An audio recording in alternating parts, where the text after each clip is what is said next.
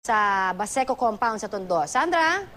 Yes, Chino at Connie, mula dito sa aking kinalalagyan, dito sa Baseco ay talagang damang-dama pa rin yung malakas na ulan at hangin na dala ng bagyo. At mula nga dito sa aking kinatatayuan, makikita dito sa bahagi ng dagat yung mga tugboat, no, na nagsitabihan yan para na rin maging ligtas sila mula doon sa malakas na mga alon at hangin ngayong araw na ito. At bukod dyan, nakita natin meron pa ibang mga sasakyang pandagat na nagsitabihan din. Ang sinasabi ng mga residente dito, Connie at Chino, ay yan daw ang palatandaan nila di umano na sila ay ligtas pa, kasi otherwise daw ay hindi mag-stay dito yung mga sasakyang pandagat na yan. Galing nga ako kanina doon sa kaduluduluhan itong tinatawag nilang seawall, Connie at Chino, at doon ay nasaksihan ko yung ilang mga residente na hindi pa rin na lumilikas.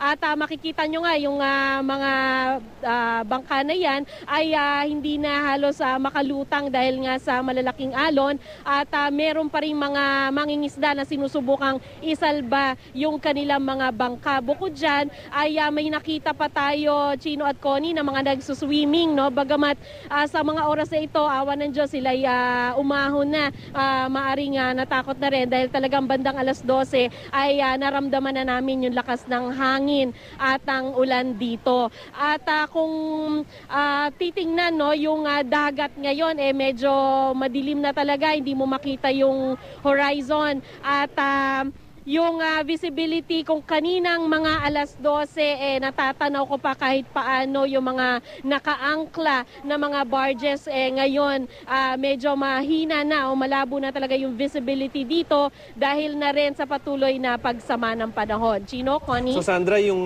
pagkakaintindi natin, low tide ngayon, no? Kung kaya't medyo humupa yung baso.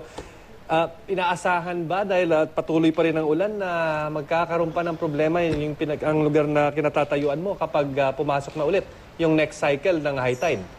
Alam mo, ang sinasabi nila dito, Chino at Connie, yung kanilang laging benchmark pa rin yung Undoy, at sila daw, alam nila na ito ay yung ganitong mga oras at ganito yung naobserbahan nila sa panahon, para sa kanila ay hindi pa ito yung pinakamatinding naranasan nila. Kaya marami sa mga residente dito, bagamat yung iba nagbabalak na rin na lumikas bandang hapon daw para kung sakali mang abuti ng dilim, nandun na sila sa evacuation center. Pero ganun pa man, marami doon sa mga nakausap natin ay nagsasabi na sanay na sila, at di umano sila raw ay hindi naman gaanong binabaha dito sa tabi talaga ng seawall. Bagamat galing ako, Chino, doon sa tinatawag nila dito na Block 6, at doon nakita ko talaga na may baha hanggang binte. Ayan, nakikita nyo nga, meron pang nag-a-attempt magkumpunin ng bahay, meron pang nagluluto ng kanilang makakain para sa buong araw na ito. Chino? So siguro tatanungin na lang natin, Sandra, no, para sa mga kababayan nating nakikinig.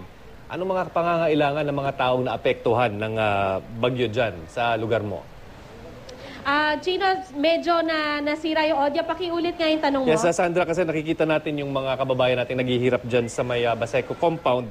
Para naman sa kaalaman ng mga viewers nating iba na mga hindi masyadong naapektuhan at may something to spare, no? Anong mga pangangailangan ng mga kababayan natin dyan naapektuhan ng bagyo dyan sa Baseco compound?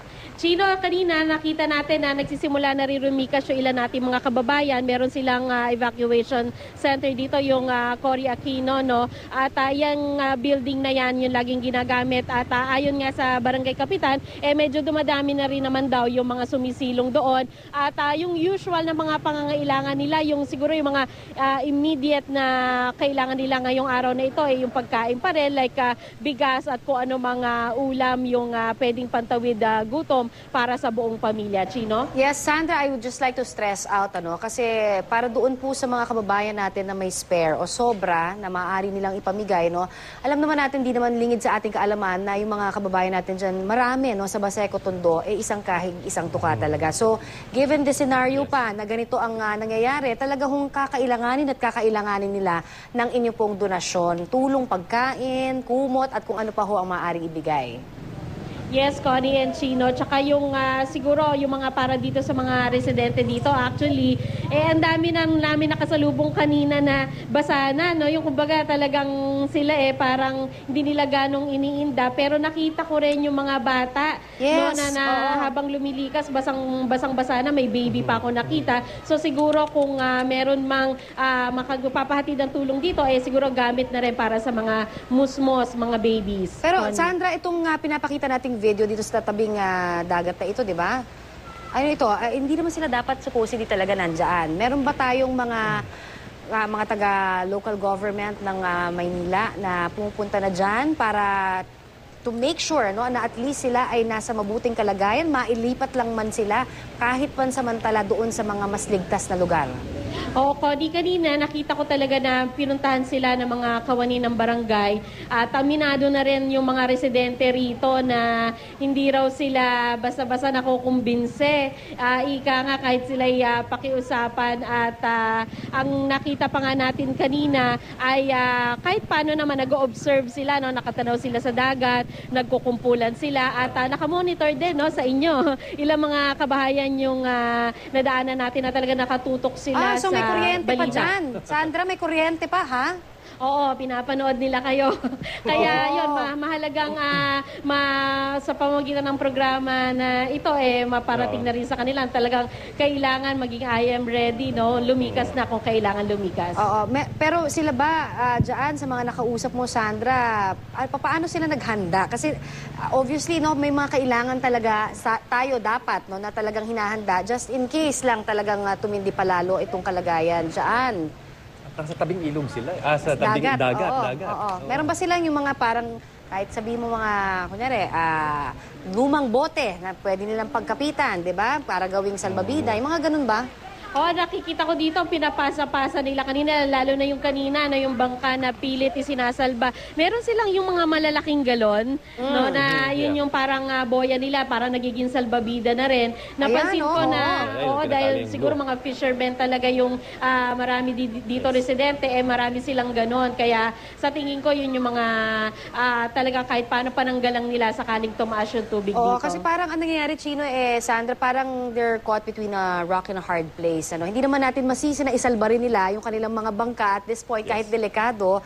Alam naman natin, talagang yan ang kinabubuhay nila. Pero, ano ba ang mas importante? Dapat ma-weigh natin, buhay o ito, di ba, ng mga kagamitan. Yan din ang kailangan nating isipin dyan, mga kapuso. At syempre yung alternative, no? Because we understand, parang fishermen, itong mga tao na to, no? Kaya... That's right.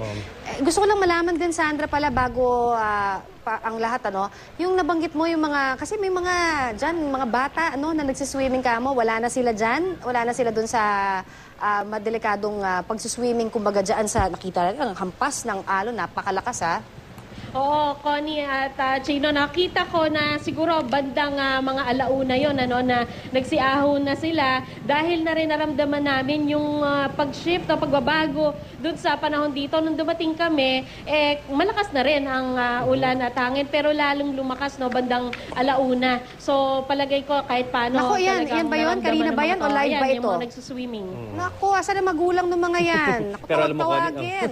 alam mo, Connie, pag yung fisherman daw, no, sa tagal ng panahon na nagko-cover tayo, pag sinabi ng fisherman na Pwede pa. na-alarma na, pwede pa, chances alam nila kasi yun yung panganib na sinusuong nila pag nasa gitna sila Mas ng laot. kabisado nila. Pero pag sabi na ng fisherman na Hindi na. hindi na pwede, aalis na ako, doon tayo matakot. Oo, pero marami rin nang namamatay sa maling akala. Yun naman ang ating paalala, di ba, Chino? Kaya I am ready na lang. Yes, I am ready na lang. Okay.